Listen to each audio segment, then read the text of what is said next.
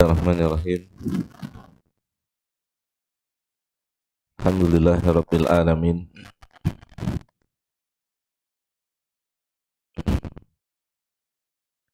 Wassalatu wassalamu ala asyrafil anbiya'i wal mursalin nabiyina Muhammadin wa ala alihi wa ashabihi wa man sara ala nahjihi ila yaumiddin, amma ba'd. Uhayyikum bitahiyatil Islam. Assalamualaikum warahmatullahi wabarakatuh.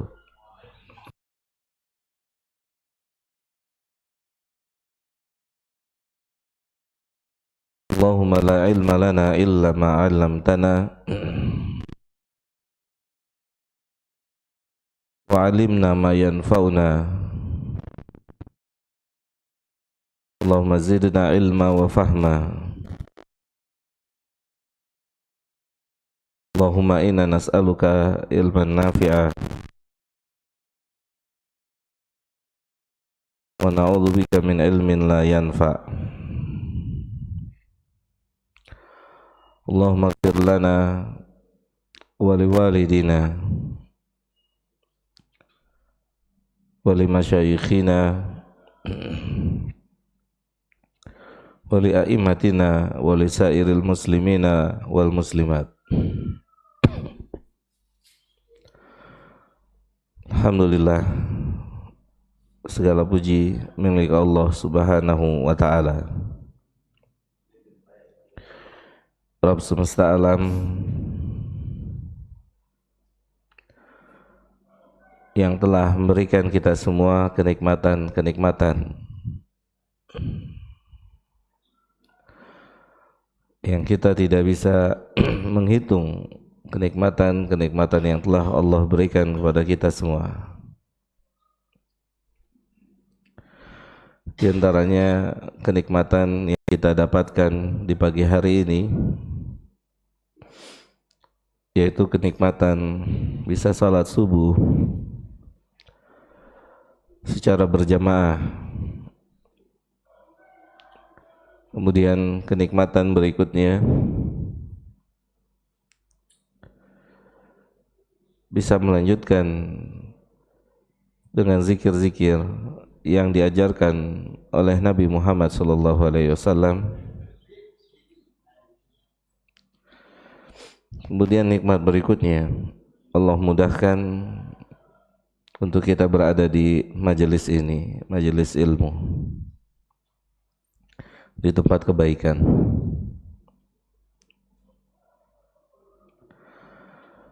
Di tempat di mana Allah Subhanahu wa taala menurunkan rahmatnya, di tempat di mana Allah Subhanahu wa taala bersedia untuk mengampuni dosa hamba-hambanya.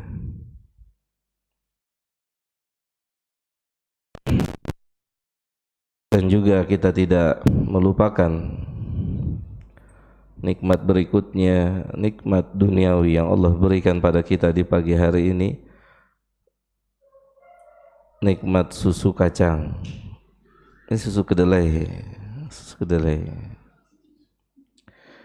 Berikutnya nikmat-nikmat AC, nikmat kipas angin dan seterusnya. Ini adalah nikmat-nikmat yang Allah berikan. Tapi di sini bukan untuk melampiaskan nikmat tidur, Pak. Jangan nikmat tidur kita taruh di majelis ilmu. Mari sama-sama berjuang. Majelis ilmu bukan majelis untuk kita istirahat. Majelis ilmu, majelis kita cari perhatian kepada Allah. Mari kita cari perhatian di hadapan Allah. Semoga Allah menyayangi kita. Semoga Allah merahmati kita. Ini tempatnya. Ini majelis ilmu. Hadirin yang dimuliakan oleh Allah jamaah,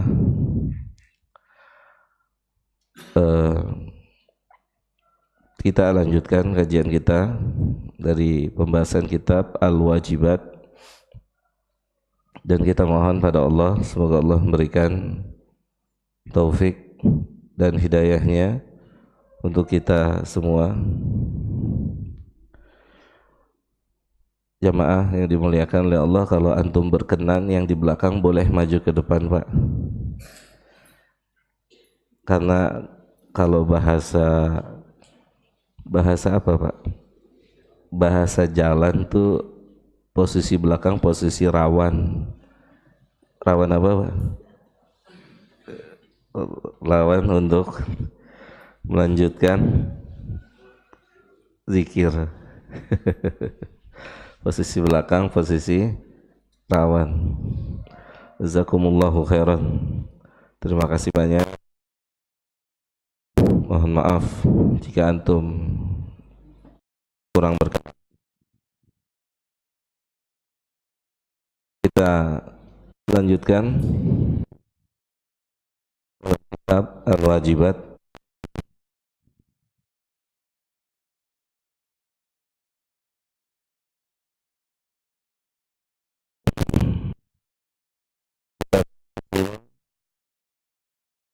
Ringkas yang ditulis oleh Fadilatul Syekh Abdullah Al-Qara'awi.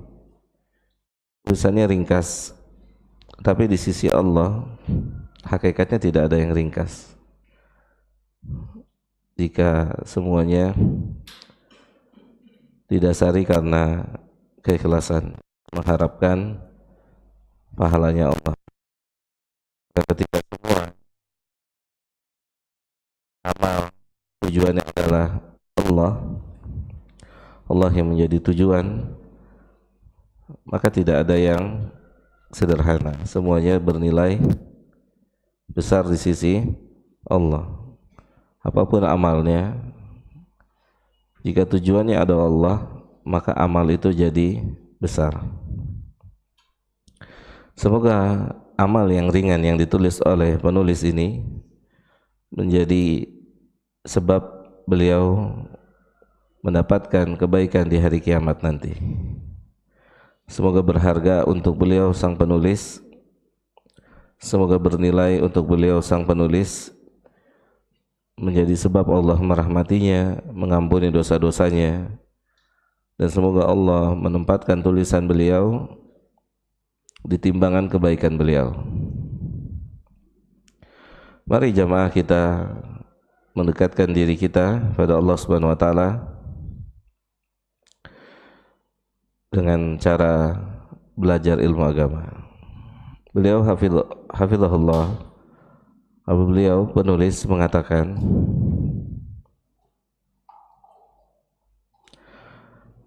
Annallaha la yarda, sesungguhnya Allah itu tidak ridha. Sesungguhnya Allah itu tidak ridha. Di antara perkara yang harus kita ketahui dalam hidup ini jamaah, dan ini perkara utama, pertama yang harus kita curahkan seluruh kemampuan kita, yaitu mengetahui perkara yang Allah suka dan yang Allah tidak suka.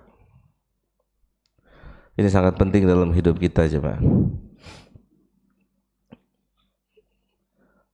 yaitu kita belajar mencari tahu apa saja yang Allah suka dan apa yang Allah tidak suka, apa yang Allah ridhoi dan apa yang Allah tidak ridhoi. Kita harus cari tahu, dan tidak bisa dengan tebak-tebakan, tidak bisa dengan perasaan, karena Allah telah menuangkan seluruhnya apa yang Dia suka di dalam Al-Quran, atau disampaikan melalui lisan Nabi Muhammad SAW. Allah telah menyampaikannya, apa yang Dia suka dan apa yang Dia tidak suka. Maka kita bertugas, kita berkewajiban untuk mencari tahu perkara-perkara yang Dia suka dan perkara yang Dia tidak suka. perkara yang dia ridhai dan perkara yang tidak dia ridhai. Jamaah yang dimuliakan oleh Allah Subhanahu wa taala, Syekh mengatakan anallaha la yarda, Allah itu tidak meridai. Allah tidak meridai ayyushraka ma'ahu ahadun. Allah tidak menyukai disekutukan dirinya dengan apapun juga. Dia tidak menyukai itu. Ini perlu kita camkan jemaah. Allah tidak menyukai dirinya disekutukan, dirinya disamakan dengan siapapun dan apapun juga. Dia enggak suka. Dia tidak mau disamakan. Dia tidak suka disamakan. Ini perlu kita ketahui. Dia suka dinomorsatukan. Dia suka dinomorsatukan. Dia suka didahulukan. Ini penting untuk kita semua jemaah. Allah tidak suka dinomor duakan, apalagi nomor 3, 4, 5, 100. Allah suka didahulukan. Ini prinsip jemaah. Maka dalam hidup ini selalu dahulukan Allah. Selalu dahulukan Allah. Bukan dahulukan diri kita. Walaupun kita misalnya menyukai sesuatu, tapi kita tahu Allah enggak suka itu. Maka kalau memang kita cinta sama Allah, pasti kita akan dahulukan Allah. Kita menyukai sesuatu dan kita tahu Allah enggak suka. Seperti apa misalnya contohnya? Allah enggak suka dengan perbuatan dosa dan maksiat. Allah enggak suka. Secara umum Allah enggak suka. Nabi mengatakan innallaha yagharu, sesungguhnya Allah itu cemburu. Sesungguhnya Allah itu marah. Marah, enggak suka. Innallaha yagharu an ya'tiyal mu'min ma haramahullah. Itu ketika seorang yang beriman, ketika seorang beriman melakukan apa yang diharamkan oleh Allah. Siapa aja berpotensi, siapa aja orang beriman berpotensi. Hatta kita di masjid ini pun berpotensi untuk melakukan apa yang Allah tidak suka. Kira-kira apa yang Allah nggak suka di masjid ini? Apa jemaah? Apa? Tidur. Masya Allah. Lebih dahsyat dari itu apa? Yang Allah nggak suka di sini. Riya. Itu Allah nggak suka. Allah nggak suka riya jika ada di sini. Mohon maaf kalau ada yang namanya riya, bukan orangnya, ya.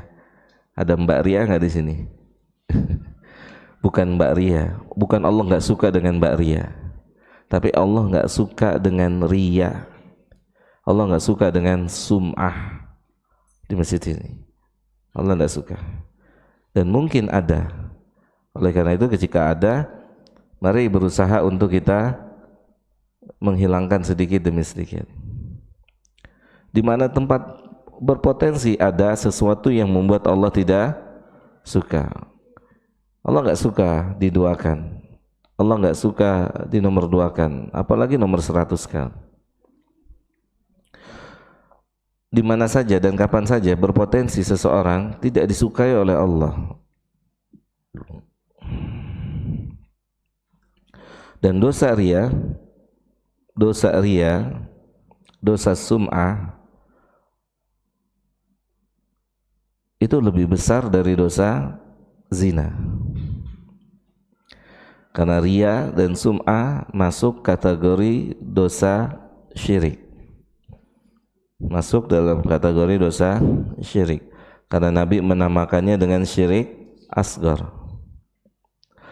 Syiriknya jenisnya kecil, tetapi dosanya besar. Jika dibandingkan dengan seluruh dosa besar, maka dosa syirik kecil itu lebih besar dari dosa-dosa yang paling besar. Maka Allah gak suka itu. Dan yang berpotensi berikutnya ada di majelis ini apa? Semua tersembunyi di balik dada kita. Apa Pak kira-kira? Yang mungkin kita nggak sadar dan kita belajar, yaitu merendahkan orang lain. Mungkin diantara kita terjangkit penyakit merendahkan orang lain, ngelihat orang dengan cara pandang yang keliru, yaitu orang lebih jelek dari dirinya. Dan ini penyakit Pak, membahayakan diri kita semua ya, ketika kita merendahkan pihak lain. Maka kata Nabi kita sallallahu alaihi wasallam, kafa bil mar'i isman, wa fi riwayatin kafa bil mar'i dzanban, wa fi riwayatin kafa bil mar'i syarran. Seorang dinyatakan bersalah, seorang dinyatakan berdosa, seorang dinyatakan bukan orang baik. Dia bukan orang baik. Ini kata Nabi. Ini penting buat saya dan buat kita semua Pak. Nabi mengatakan seseorang itu bukan orang baik. Walaupun dia sholat, walaupun dia ngaji, walaupun dia baca Al-Quran, walaupun dia belajar, menulis dan seterusnya, dia bukan orang baik. Kata Nabi kita, bukan kata kita, kata Nabi, kafa bil mar'i syarran an yahkira akhahu muslim. Ketika dia merendahkan saudaranya sesama orang muslim, dia bukan orang baik. Kita bukan orang baik. Kita bukan orang baik. Ketika kita memandang orang lain lebih jelek dari kita, maka ingat hadis Nabi, oh kita bukan orang baik. Kita bukan orang baik. Dan setiap kita berpotensi untuk merendahkan orang lain, walaupun tidak dengan lisan kita, mungkin dengan hati, mungkin tidak dengan lisan. Kita misalnya diberikan keahlian oleh Allah untuk sholat berjamaah di masjid, diberikan, mungkin hati kita akan merendahkan pihak-pihak lain yang tidak sholat ke masjid. Mungkin ya Pak, si fulan. Saat kita bisa membaca Al-Quran dengan baik, dengan benar, mungkin hati ini akan bicara, si fulan itu nggak bisa baca Quran ya ternyata ya. Si fulan itu baru belajar Iqra-nya Iqra 2 lagi, terus direndahkan sama hati kita. Maka ingat hadis Nabi, kalau punya karakter ini, maka Nabi mengatakan kita bukan orang baik.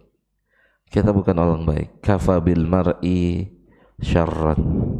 Cukup seseorang dikatakan orang yang jelek, orang yang buruk. Insyaallah itu jamaah. Dan itu berpotensi karena kita hari ini diberikan prestasi, belajar oleh Allah. Dan keumuman pemilik prestasi penyakitnya apa? Sombong. Keumuman pemilik prestasi penyakitnya merendahkan orang lain. Itu keumuman pemilik prestasi. Padahal prestasi kita di detik ini itu belum bisa dipastikan prestasi yang menghasilkan ridho Allah. Bisa jadi dianulir nih besok di hari kiamat. Mungkin nggak dianulir? Mungkin nggak dianulir besok prestasi kita di pagi hari ini? Sangat mungkin. Kalau ada riya di sini, kalau ada sum'ah di sini, mungkin dianulir di hadapan Allah. Sangat mungkin.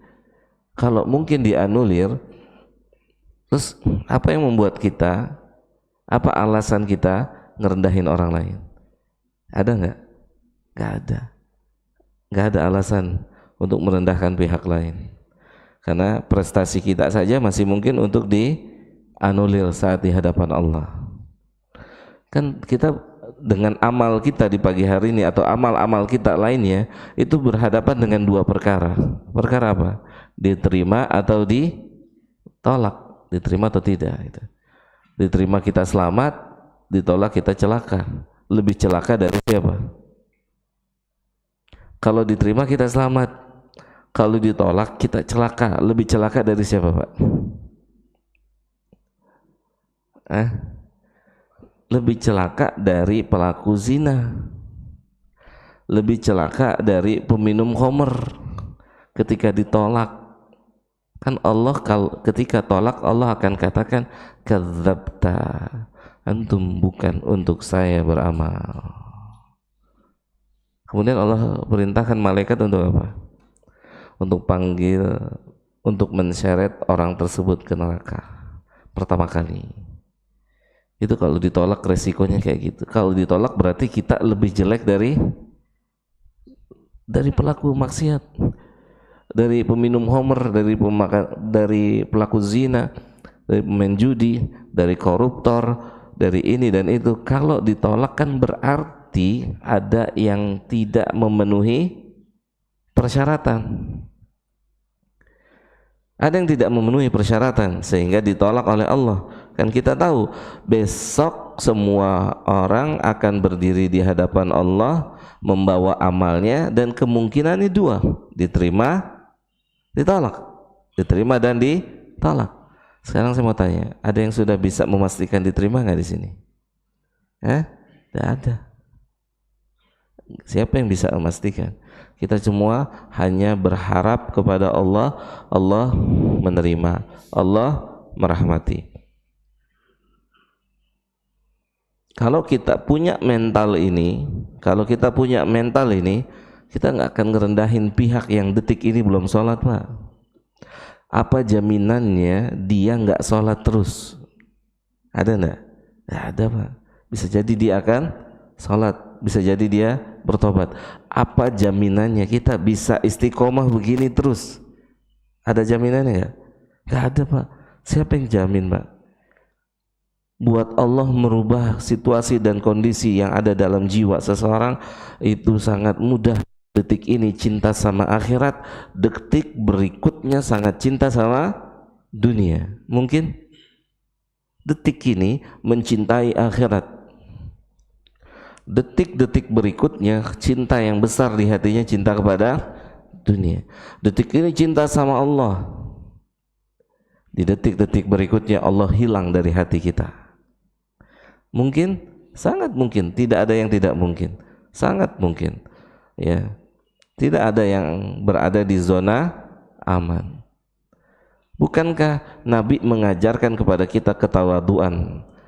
Nabi kita SAW berdoa, doa yang sangat mengandung ketawaduan saat beliau berdoa kepada Allah, Allahumma ati nafsi taqwaha. Ini penuh dengan ketawaduan. Selevel Nabi minta sama Allah diberikan ketakwaan. Dalam riwayat yang lain, Allahumma inni as'aluka tuqa, ya Allah aku mohon padamu ketakwaan. Dalam hadis yang lain Nabi mengatakan Allahumma inni ala dzikrika. Ini kan doa yang mengandung ketawaduan dari seorang Muhammad ibn Abdullah sallallahu alaihi wasallam. Ini penuh dengan ketawaduan. Nabi enggak pandang dirinya hebat. Nabi minta sama Allah agar diberikan ketakwaan, agar bisa jadi orang yang ingat kepada Allah Subhanahu wa ta'ala. Karena hakikat kehidupan manusia di bumi ini adalah orang yang ingat kepada Allah. Itu hakikatnya tuh. Dan hakikat kematian adalah orang yang tidak ingat kepada Allah, mati tuh. Walaupun fisiknya hidup. Dan Nabi yang mengatakan, kata Nabi sallallahu alaihi wasallam, masalul ladina yadhkuruna Allaha wa la yadhkuruna Allah kama talil hayyi wal mayyit. Tahu kamu qala sallallahu alaihi wasallam. Perumpamaan orang yang hidup atau perumpamaan orang yang berzikir dan orang yang tidak berzikir itu seperti orang yang hidup dan orang yang mati. Mungkin nggak orang yang sholat mati hatinya? Mungkin nggak? Kapan? Itu gak khusyuk, bukan fisik ya Pak, tapi apanya, kalau fisiknya lagi sholat mati mungkin ya Pak ya. Tapi pertanyaannya, mungkin nggak orang yang lagi sholat itu dia bukan orang yang hidup? Jawaban masnya, jika tidak khusyuk mati dia. Sebenarnya dia tidak sholat, cuman fisik yang bergerak. Antum tadi imam kita membacakan firman Allah dalam surah Toha, ketika Allah berfirman kepada Nabi Musa. Apa kata Allah di antara firman-Nya? Wa aqimis shalah wa aqimis salata wa aqimis salata. Kata Allah, tegakkanlah salat. Wa aqimis shalah. Ini perhatikan buat kita semua. Wa aqimis salata. Untuk apa? Lidzikri. Itu. Tegakkanlah salat untuk apa? Untuk ingat sama saya. Kita nggak usah nilai pihak lain, tanya diri kita sendiri. Sedang salat mungkin nggak lupa sama Allah Pak? Mungkin nggak? Sangat mungkin. Orang nggak sadar lagi salat, dari awal takbir yang pertama sampai salam yang dia ingat duduk empok sebelah jualan nggak? Mungkin nggak Pak? Sangat mungkin. Allahu Akbar, tim kesebelasannya baru kalah semalam. Ada bola nggak semalam Pak? Nggak tahu ya.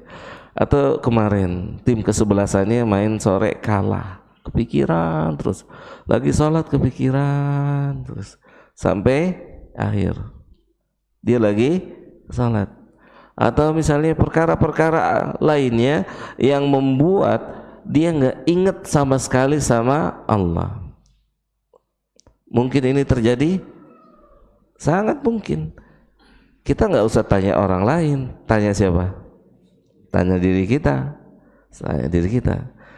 Lagi berdiri menghadap Allah tapi nggak fokus sama Allah, nggak fokus sama Allah. Itu sangat mungkin. Makanya Allah mengatakan wa aqimis shalah wa aqimi as-salata, tegakkan salat untuk mengingatku, tegakkan salat untuk mengingatku. Maka kalau kita sholat kemudian nggak ingat sama Allah, atau bahkan pergerakan kita itu tidak ada tumak-ninahnya, Nabi bilang apa? Seburuk-buruknya pencuri, seburuk-buruk pelaku pencurian itu ternyata bukan mengambil uang negara. Insyaallah tuh Pak. Seburuk-buruknya pencuri itu bukan yang ngambil kotak amal masjid. Seburuk-buruknya pencuri kata Nabi, orang yang tidak tumak-ninah dalam sholat. Sholatnya nggak tumak-ninah. Itu kata Nabi Sallallahu Alaihi Wasallam. Karena dia mengambil haknya Allah, haknya Allah yang diambil. Subhanahu wa ta'ala.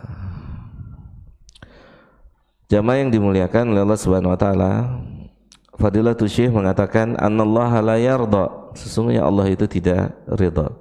Allah tidak ridha. Dan beliau mengatakan di antara yang ada di peringkat pertama sesuatu yang Allah tidak ridha adalah dia disekutukan dalam ibadah dengan siapa dan apapun juga. Anallaha la yarda, Allah enggak ridha disekutukan dengan siapapun dan apapun dalam ibadah. Dia enggak ridha. Kita hari ini, detik ini berhadapan dengan dua kemungkinan, ridhanya Allah atau murkanya Allah. Sahih enggak? Detik ini nih kita sedang berjuang melawan jiwa kita. Kita sedang berjuang di dalam masjid ini. Saya yang qadarullah duduk di sini, antum yang qadarullah duduk di sana, semuanya sedang berjuang. Berjuang apa? Melawan diri sendiri. Kita ini sedang berjuang. Jadi bukannya kita sudah selesai perjuangannya, kita sedang berjuang, Pak. Berjuang. Karena hakikat mujahid, kata Nabi, adalah al-mujahidu man jahada nafsahu fillah wa fi riwayatin fi ta'atillah. Hakikat mujahid, hakikat pejuang adalah orang yang berjuang melawan dirinya sendiri. Ini kita sedang melawan diri kita di pagi hari, di titik ini. Berjuang untuk apa? Ikhlas. Sahih? Kita sedang berjuang untuk ikhlas. Kita nggak bisa mengklaim ikhlas. Siapapun kita nggak berhak untuk mengklaim ikhlas. Siapapun kita tidak berhak untuk mengklaim ikhlas. Makanya kata para ulama, kalau ada orang mengklaim dirinya ikhlas, maka dia perlu belajar apa itu ikhlas. Ikhlas itu tidak ada yang bisa mengklaim. Kalau mengklaim ini di atas sunnah bisa atau tidak? Bisa. Ini misalnya kita bilang begini, minum dengan tangan kanan sunnah Nabi. Bisa dibuktikan atau tidak? Bisa, dengan hadis dibuktikan. Tetapi ketika kita bilang saya ikhlas, antum bisa buktikan enggak? Enggak bisa. Pembuktian itu adanya di hari kiamat. Ketika catatan itu keluar, kita diterima amalnya, berarti ikhlas. Hari ini bisa dibuktikan? Tidak bisa. Hari ini hanya prediksi kita ikhlas. Kita hanya memprediksi ini amal ikhlas. Sahih? Kalau kita bilang saya ikhlas, mana bukti ilmiahnya dari langit amal ini Allah terima? Seperti siapa? 3 orang yang terjebak dalam goa. Dia minta bukti sama Allah kalau amal dia diterima. Ya Allah, saya pernah tinggalkan zina. Padahal wanita itu sangat saya dambakan. Dan dia sudah pasrah. Sudah berdua dengan wanita tersebut. Saya sudah berdua. Sang perempuan itu juga sudah pasrah. Tidak bisa berbuat apa-apa, pasrah. Kemudian sang perempuan mengatakan, bertakwalah pada Allah, ittaqillah, bertakwalah pada Allah. Jangan pecahkan keperawanan ini kecuali dengan cara yang halal. Itu orang kalau ada takwa dalam hatinya, takut Pak, berhenti itu dia, berhenti, pulang, ditinggalin perempuan, udah bahasanya udah tinggal tancap gas tuh Pak. Ya, baca doa enggak? Allahumma jannibni syaitan, baca doa enggak? Ya enggak lah, nama juga berzina, ya kan? Nama juga berzina, gitu. Ditinggal. Ya Allah, kalau itu saya tinggalkan ikhlas, mengharapkan wajahmu, takut karenamu, maka mohon digeser batu yang menutup mereka akses keluar mereka. Maka batu itu bergeser. Kemudian orang kedua yang berbakti kepada orang tuanya, luar biasa. Ini luar biasa. Dia selalu mendahulukan Allah kemudian orang tuanya, khusus untuk laki-laki. Orang tua kita tetap nomor 1, bukan istri dan anak kita. Ini khusus untuk siapa? Laki-laki. Nomor satu itu tetap orang tua kita. Ya, sesudah Allah dan Rasulnya, ya orang tua kita, bukan istri dan anak kita. Wanita jangan bersedih, nanti Anda akan diperlakukan demikian oleh anak-anak Anda. Anda akan dinomorsatukan. Ya, Anda akan dispesialkan oleh siapa? Oleh anak-anak Anda. Oleh anak-anak Anda. Wanita jangan bersedih, Anda akan dispesialkan kalau Anda didik anak-anak Anda sesuai dengan syariat. Anda akan dinomorsatukan. Untuk laki-laki, dia selalu mendahulukan siapa? Bapak dan ibunya. Jadi kalau kita dapat gaji, yang kita ingat siapa? Gaji kita ini baru gajian kan ya? Hah? Iya. Tanggal-tanggal baru gajian ya. Sekarang tanggal berapa, Mas? Tanggal 1 kan? Tanggal-tanggal masih apa? Masih berkembang mawar tuh. Subhanallah. Itu orang ini kalau dapat kenikmatan, itu yang pertama kali diingat orang tuanya. Orang tuanya yang dia ingat. Orang tuanya, ibunya, bapaknya, ibunya, bapaknya, ibunya, bapaknya. Ini dia, selalu mendahulukan ibunya, bapaknya, baru anak dan istrinya. Baru anak dan istrinya. Kadang kita nggak punya sikap demikian sebagai laki-laki. Ya. Jangan khawatir mendahulukan orang tua, jangan khawatir dengan nasib keluarga antum. Jangan khawatir. Bukankah Nabi mengatakan ridha Allah tergantung dengan ridhonya orang tua? Kalau Allah ridho sama antum, keluarga antum diberi kemudahan. Kadang kita nggak pakai cara yang telah diajarkan oleh Allah dan Rasulnya. Pakai cara sendiri. Buat istri dan anak aja kurang. Gimana mau ngasih orang tua? Ini rumus dari mana? Hah? Tanya dong sama diri sendiri. Ini rumusnya siapa? Ini ayat yang mana? Ini hadis yang mana?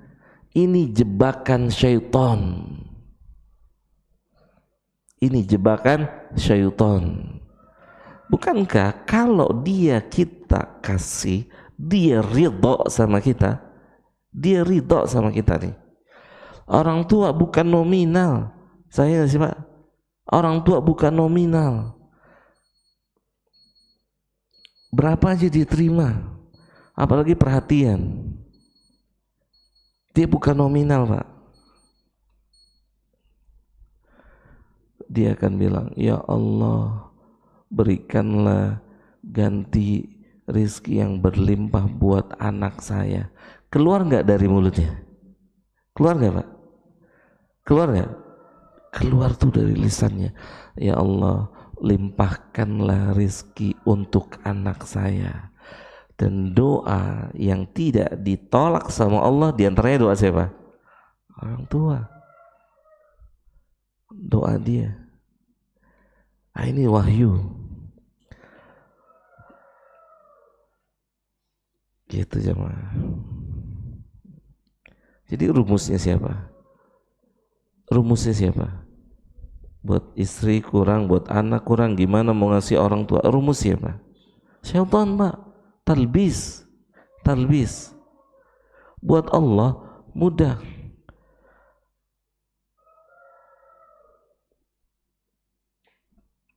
Buat Allah mudah, sangat mudah buat dia. Subhanahu wa ta'ala, sangat mudah. Jangan selalu memikirkan sesuatu dengan logika kita, tapi berjalan dengan wahyu. Berjalan dengan wahyu. Lihat Pak, apa alasan utama atau diantara alasan utama anak jarang nemuin orang tua. Apa? Ekonomi. Terus apa lagi? Ekonomi berkaitan dengan ongkos gitu ya. Apa lagi? Apa? Memprioritaskan anak dan istri ya. Karena kekurangan ilmu tentunya pasti. Apa lagi? Yang dirasakan apa? Berpikir nggak ada waktu. Sehingga nggak ada waktu untuk nemuin orang tua. Oke. Kendala ini terjawab dengan hadis Nabi Sallallahu Alaihi Wasallam. Kita hadis yang mana? Hadis yang Nabi SAW katakan, barang siapa yang ingin diluaskan rizkinya. Saya pernah dengar hadis ini? Dipanjangkan usianya. Apa kata Nabi? Falyasil rahimahu. Maka sambung, pererat hubungan dengan rahimnya. Rahim terdekat kita siapa? Ibu bapak kita, Pak. Di rahim kita. Kan kita keluar dari mana? Dari rahim dia. Kata Nabi, falyasil rahimahu. Pererat. Sambung. Antum dapat dua. Apa? Diluaskan rezeki. Lihat, terjawab enggak kekhawatiran kita? Buat istri, buat anak kurang. Terjawab enggak Ustadz? Terjawab enggak dengan hadis ini? Terjawab. Gimana Pak? Paham enggak Pak? Terjawab enggak dengan hadis ini? Kan kita pikir gaji kita segini buat istri, buat anak sekolah, makan kurangnya.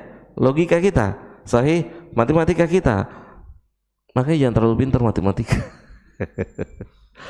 Ya, pinterlah ilmu agama. Kalau semuanya dengan matematika, ya Rob.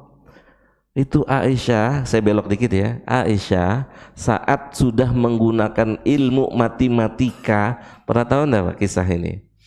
Saat Nabi meninggal Sallallahu Alaihi Wasallam, itu yang ada di rumah Nabi diantaranya satu kantong gandum. Satu kantong gandum itu semasa hidup Nabi, semasa hidupnya Nabi, itu kalau ada orang datang, Assalamualaikum, saya belum makan, kasih, diambil sedikit, kasih. Ada yang minta lagi, diambil sedikit, kasih, diambil sedikit, kasih. Sampai Nabi meninggal, begitu terus. Sampai pada akhirnya Aisyah itu bingung sendiri. Satu kantong dipakai makan dia hari-hari, dikasih orang yang minta, nggak habis-habis. Akhirnya menggunakan ilmu apa? Matematika. Dipakailah ilmu matematikanya. Kalau dihitung-hitung nih cuma seminggu nih, atau 2 minggu paling lama. Kayaknya kalau ada yang datang lagi udah nggak cukup untuk dikasih. Bener, setiap yang datang udah nggak dikasih karena sudah pakai ilmu matematika. Apa yang terjadi? Kata Aisyah apa? Habis. Allah Akbar. Habis Pak. Satu gantung gandum itu habis. Pada hakikatnya hitung-hitungan ini hitung-hitungan sama siapa? Allah. Baca hadis Nabi, kalau kita mulai hitung-hitungan sama Allah, Allah akan perhitungkan untuk berikan rizkinya buat kita. Itu dia Pak. Tapi kan butuh iman yang kuat Pak untuk bisa kayak begini Pak. Butuh iman yang kokoh Pak. Bisa Insya Allah bisa. Jamaah, kita balik kepada hadis tadi atau perkara sebelumnya. diberikan keluasan rizki. Kita yang khawatir memberikan sebagian rizki kita pada rahim kita, khususnya ibu kita, sudah dijawab sama Nabi. Nabi sudah jawab. Dijawab oleh Mas? Nabi jawab. Nabi jawab. Nabi katakan Allah perluas rizkinya. Yang kedua, kita yang nggak punya waktu, nggak mau kasih waktu buat ibu dan bapak kita, Nabi juga jawab dengan hadis ini. Apa? Allah panjangkan umurnya 2 hari atau setiap hari yang dekat dengan orang tuanya, ke rumahnya, tengoknya, makan bareng dengan dia. Itu waktu yang kita pakai untuk mereka, Allah ganti. Ganti enggak? Mana hadis? Hadis ini dipanjangkan kontan. Allahu Akbar. Kontan.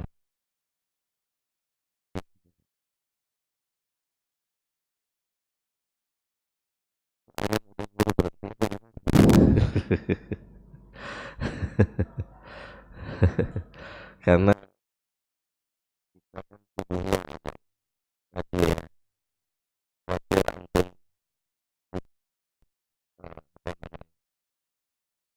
kurang kurang kuat.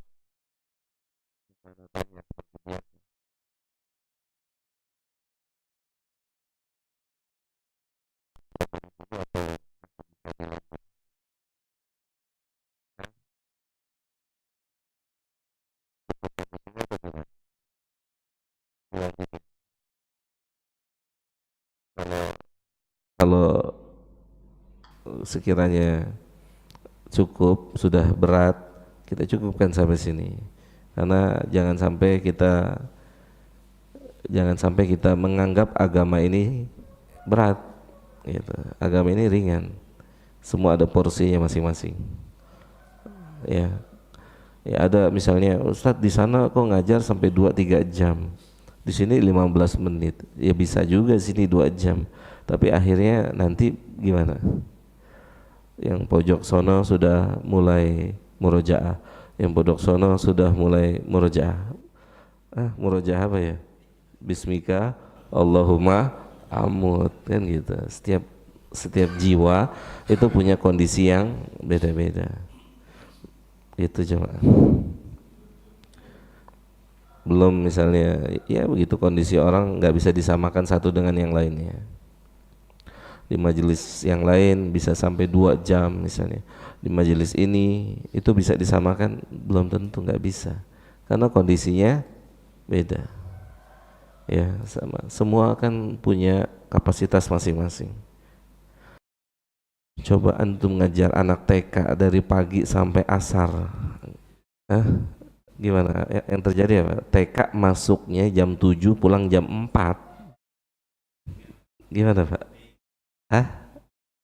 Ya itu dia. Iya, jadi penitipan anak. Terus anak TK jam 7 sampai jam 4. Anak TK berapa jam Mas? 2 jam. Belajar nggak? Main. Belajar berapa menit? 15 menit paling, 20 menit, paling lama setengah jam gitu. Jadi semua punya porsinya masing-masing. Ini masih bisa dilanjut Pak? Bisa ya? Sampai jam berapa? Jam 6 ya? Atau sampai ada instruksi Ustadz capek gitu. Gimana Mas? Siapa namanya? Lupa. Afif. Ya. Gimana Mas Hafiz? Nanti kan jamaah ngomongnya ke antum nih gitu. Mas Hafiz, kalau bisa Ustadz ceramahnya 15 menit aja gitu. Ada nggak ya gitu? Kalau ada enggak masalah. Enggak masalah. 15 menit bermanfaat enggak masalah. 1 jam ngegerutu ya kan? 15 menit bermanfaat itu enggak masalah. 1 jam ngegerutu, coba. Tahu ngegerutu enggak Pak? Ngegerutu tuh bahasa mana Pak? Tahu enggak ngegerutu? Iya, ngedumel, ngegendel di dalam hati gitu. Nggak bagus itu, akhirnya nggak bagus. Kita lanjut ya Pak ya, sebentar kita lanjut.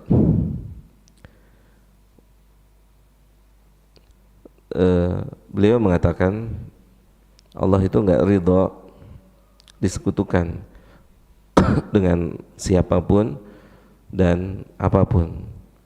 Yang dia mau subhanahu wa ta'ala, Allah dalam ibadah semuanya harus untuk dia, harus untuk dia, harus karena dia. Itu yang dia mau, bukan karena apa aja, bukan karena sesuatu apapun juga. Yang dia mau semua ibadah itu dorongannya adalah dia. Mungkin gak dorongan ibadah selain Allah? Mungkin, sangat mungkin. Kita sama-sama merasakan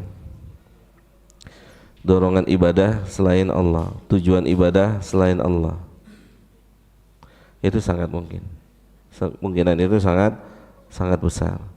Maka kita harus tahu jamaah, kita harus mengerti di antara yang Allah tidak suka, dan bahkan ini ada di peringkat pertama perkara yang Allah enggak suka, dia diduakan, dia disamakan dengan yang lainnya. Dengan siapa aja, hatta dengan Nabi Muhammad dia enggak suka disamain, enggak suka. Nabi tetap seorang hamba yang tidak boleh disembah. Nabi tetap seorang hamba, dia tidak boleh disembah. Hatta dengan malaikat sebagai hamba Allah yang tidak berdosa, maka Allah enggak suka disamakan dengan para malaikat. Allah suka dinomorsatukan. Ngaji yuk, untuk apa? Untuk Allah. Salat ke masjid untuk siapa? Untuk Allah. Baca Quran untuk Allah. Puasa untuk siapa? Apa dorongannya? Untuk Allah. Berteman dan bersahabat apa? Untuk apa? Untuk Allah. Karena Allah. Motivasinya apa? Allah, Allah, Allah dan Allah. Harus Allah. Mungkin gak orang memilih teman motivasinya karena kesenangan? Bisa? Mungkin, sangat mungkin. Kenapa saya pilih beliau untuk jadi teman? Karena kesenangan. Kesenangan apa misalnya? Kesenangan macam-macam. Ya. Mungkinkah seseorang melakukan atau mencintai seseorang itu karena satu negara, satu kampung, satu daerah? Sangat mungkin, sangat mungkin. Ya, sangat mungkin. Maka bagaimana ketika kita mencintai, itu benar-benar Allah yang menjadi dasar kita mencintainya. Ketika kita membenci, bagaimana bencinya kita, tidak sukanya kita, itu Allah yang menjadi dasarnya. Allah yang menjadi tolak ukurnya adalah Allah. Kalau orang itu taat sama Allah, kalau orang itu dekat dengan Allah secara fisik, kita nggak tahu hatinya, secara fisik dia dekat sama Allah, maka dia berhak untuk dicintai, dia berhak untuk disayang, dia berhak untuk kita bergaul dengannya, siapapun dia,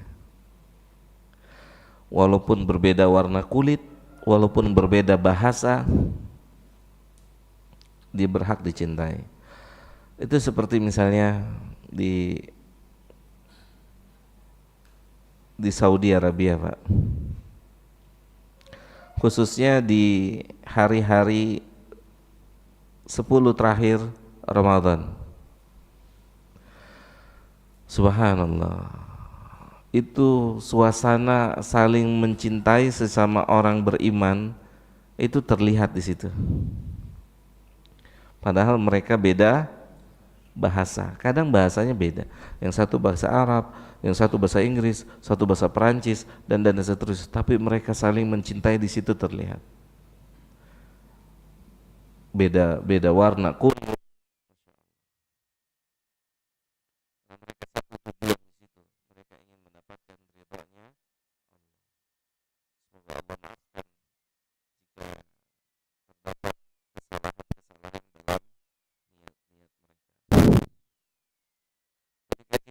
memberi. Ketika kita memberi, keumuman kita memberi apa motivasi?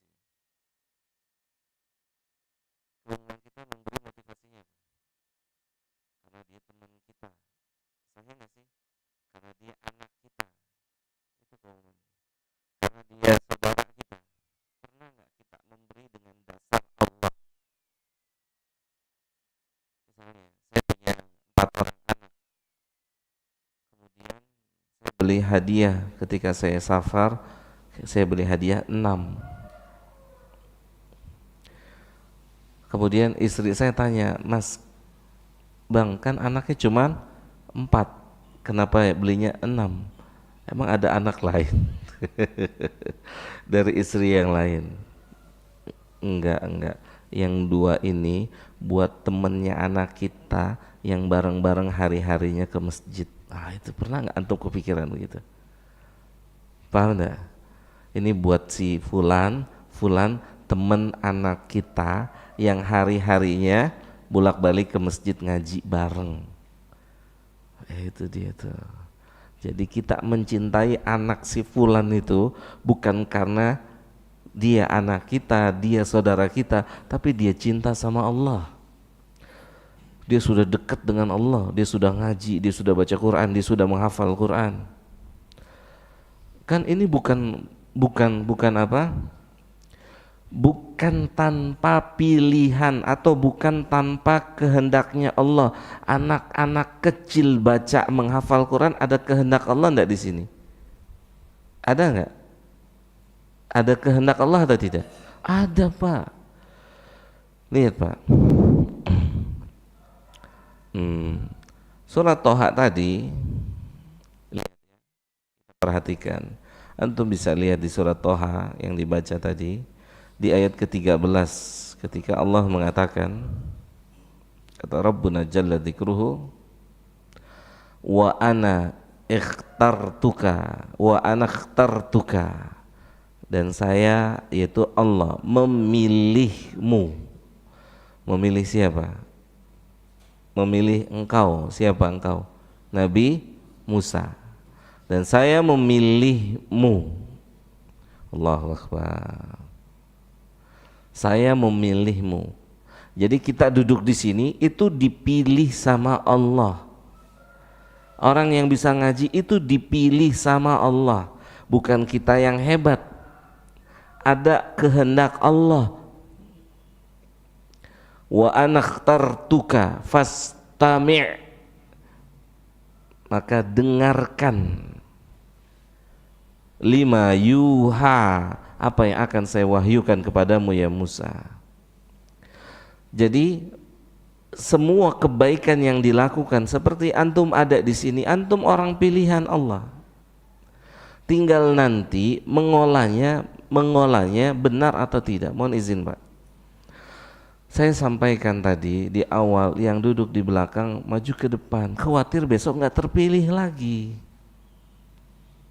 Paham enggak, Pak? Tidak terpilih lagi untuk menjadi pemain berikutnya. Sekarang gini, Pak, kita ilustrasi, Pak. Seorang pemain sepak bola yang sudah terpilih menjadi pemain inti, dia dihantui nggak dengan pemain cadangan? Ya enggak? Coba, sehebat-hebatnya dia sudah terpilih pemain inti, kemudian dia mainnya malas-malesan, latihan malas-malesan, kira-kira dicabut gak nikmatnya sama pelatihnya? Diganti gak? Ganti, Pak. Ini kita sudah dapat nikmat sama Allah, masuk masjid, terus kita gak jaga nikmat ini. Kita tidur dalam masjid, kita ngobrol, kita main-main, kita gak serius. Ini rentan diambil nikmatnya sama Allah. Kenapa? Karena kita sendiri nggak berterima kasih atas nikmat ini. Nggak berterima kasih. Tanya nih Ustadz Fatan, beliau punya hafalan. Coba nggak usah murojaah sebulan aja, kira-kira hafalannya gimana? Gimana Ustadz? Kuliah aja dia bisa muter-muter, Pak. Benar nggak kuliah bisa muter-muter? Tahu nggak? Kuliah orang bisa muter-muter. Kuliah ayyuhal kafirun. Mungkin nggak sampai ayat akhirnya, muter aja. Kuliah ayyuhal kafirun, ya kan? Terus apa lagi?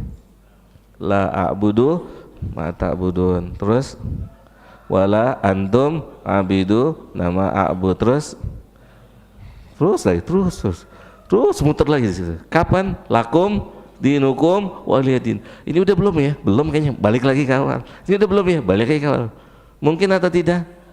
Sangat mungkin. Sangat mungkin. Seorang penghafal Quran sudah dapat hafalannya, terus alhamdulillah bersyukur sudah diadakan haflah. Apa tuh haflah? Wisuda ya? Wisuda apa bahasanya gitu deh ya? Apa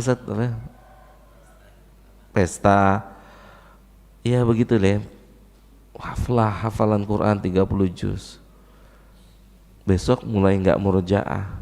Besok nggak murojaah. Seminggu nggak murojaah, 2 minggu nggak murojaah, itu haflahnya nggak ada gunanya, haflahnya nggak ada manfaatnya.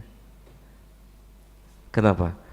Kalau dia nggak murojaah, kalau dia nggak menjaga, gitu jemaah, itu gitu ya. Nikmat ini nggak akan Allah ambil kalau kita jaga nikmat ini, jaga persis. Ini nikmat, jaga nikmatnya. Belajar ini nikmat, jaga. Jangan sampai Allah cabut. Jujur sama diri kita. Kapan Allah cabut nikmat kita? Saya nggak bersyukur. Nggak bersyukur itu nggak dijaga artinya.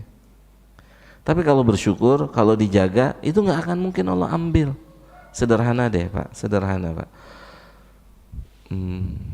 Ketika Bapak, Ibu menganggap sholat 5 waktu itu nikmat dari Allah, 5 waktu sholat itu nikmat. Kalau Bapak Ibu anggap ini nikmat dari Allah, Bapak Ibu nggak mau diganggu nih apapun yang terjadi, kecuali safar, kecuali sakit.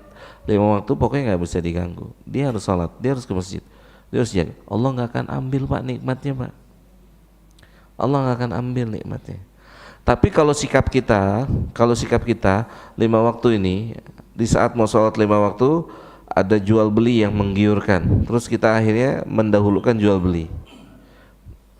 Udah mulai mengecewakan siapa nih? Udah mulai dia mengecewakan Allah dia. Di sholat zuhur, bertepatan dengan zuhur ada klien ngajak rapat, didahulukan klien rapat. Dua kali dia mengecewakan Allah. Di sholat asar bisa jadi Allah ambil nikmatnya, kemauan untuk sholat berjamaahnya hilang.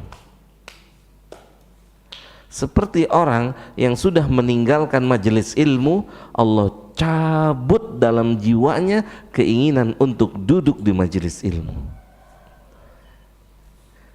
Seperti kita Ramadan kita bisa baca Quran Pak. Ada yang sehari 1 juz, ada yang sehari 2 juz. Ketika selesai Ramadan kita tinggalkan, Allah ambil nikmatnya, keinginan untuk bacanya hilang. Sahih terjadi? Hilang. Kita Ramadan jaga qiyamul lail. Begitu lepas Ramadan kita tidak jaga, kita biarkan Allah ambil nikmat qiyamul lail, dan Allah hilangkan dalam hatinya semangat untuk qiyamul lail. Jadi biasa aja nggak qiyamul lail. Itu udah biasa aja nggak qiyamul lail, udah biasa aja nggak baca Quran, udah biasa aja nggak infak, udah biasa aja tuh semuanya, udah hilang, udah dicabut sama Allah.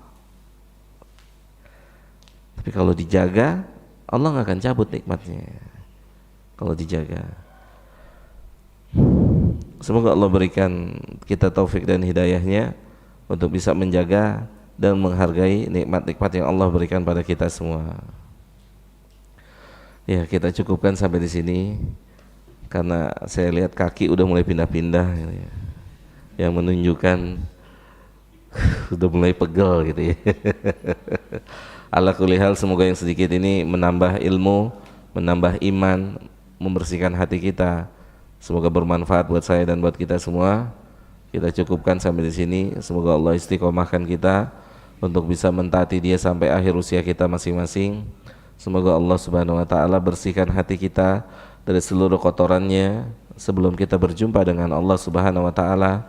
Semoga Allah jadikan ilmu-ilmu yang kita miliki adalah ilmu-ilmu yang bermanfaat, dan kita berlindung pada Allah dari ilmu yang tidak bermanfaat, dan kita mohon pada Allah semoga Allah tabaraka wa taala berkehendak untuk kita bisa mengucapkan la ilaha illallah di penghujung usia kita masing-masing.